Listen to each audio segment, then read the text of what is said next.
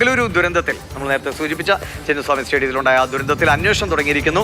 അതിനിടയിൽ കർണാടക ക്രിക്കറ്റ് അസോസിയേഷന്റെ 2 ഭാരവാഹികൾ രാജിവെച്ചിരിക്കുന്നു. ബംഗളൂരു ദുരന്തത്തിന്റെ ഉത്തരവാദിത്തം പൂർണ്ണമായും ഏറ്റെടുത്താണ് സെക്രട്ടറി എ ശങ്കറും അതോടൊപ്പം തന്നെ ട്രഷറർ ജയറാമും രാജിവെച്ചത്. കെ ബി ശ്രീധരനാണ് നമുക്കൊപ്പം വിവരങ്ങളുമായി ബംഗളൂരുവിൽ നിന്ന് ചേരുന്നത്. ശ്രീധരൻ, ഇപ്പോൾ ഈ ഒരു വിഷയത്തിൽ ത്രിതല അന്വേഷണം നടക്കുന്നുണ്ട്. ഇപ്പോൾ CID കൂടി അന്വേഷണം ആരംഭിക്കുകയാണ്.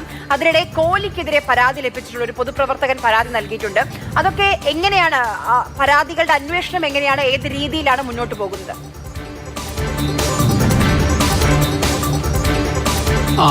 രണ്ട് കാര്യമാണ് ഏറ്റവും പ്രധാനം. ഈ ജയറാമും ശങ്കറും, അതായത് കർണാടക ക്രിക്കറ്റ് അസോസിയേഷന്റെ സെക്രട്ടറിയും ട്രഷററും, ഇവർ രാജിവെച്ചു ആയിട്ടുള്ള ഒരു വാർത്താക്കുറിപ്പ് കാര്യമായിട്ട് പ്രചരിക്കുന്നുണ്ട്. KCയുടെ ഔദ്യോഗിക വാട്സാപ്പ് ഗ്രൂപ്പിൽ ഇതിനെക്കുറിച്ചൊരു സ്ഥിരീകരണം ഇതുവരെ വന്നിട്ടില്ല. പക്ഷേ ഇവർ രാജിവെച്ചു എന്ന് തന്നെയാണ് ആ വാർത്താക്കുറിപ്പാണ് പുറത്തു വരുന്നത്. ധാർമ്മിക ഉത്തരവാദിത്തം ഏറ്റെടുത്താണ്, തങ്ങളുടെ പരിമിതികൾ ഒരുപാടുണ്ട്, പക്ഷേ ധാർമ്മിക ഉത്തരവാദിത്തം ഏറ്റെടുത്താണ് രാജി എന്നാണ് ആ വാർത്താക്കുറിപ്പിൽ വ്യക്തമാക്കുന്നത്. മറ്റൊരു പ്രധാനപ്പെട്ട കാര്യമാണ്, ഇതിൻ്റെ ത്രിതല അന്വേഷണം നടക്കുന്നു. മൈക്കൽ ഡി കുഞ്ഞ, റിട്ടയർഡ് ജസ്റ്റിസ് മൈക്കൽ ഡി കുഞ്ഞയുടെ നേതൃത്വത്തിലുള്ള ജുഡീഷ്യൽ കമ്മീഷൻ, മജിസ്റ്റീരിയൽ അന്വേഷണം, അതോടൊപ്പം തന്നെ CID അന്വേഷണവും ആരംഭിച്ചിരിക്കുകയാണ്.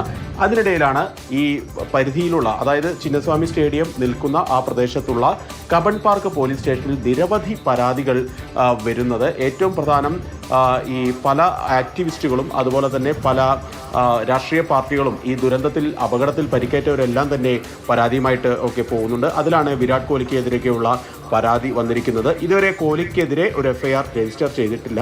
പക്ഷേ ഈ പരാതി സ്വീകരിച്ചതായി പോലീസ് അറിയിക്കുന്നുമുണ്ട്.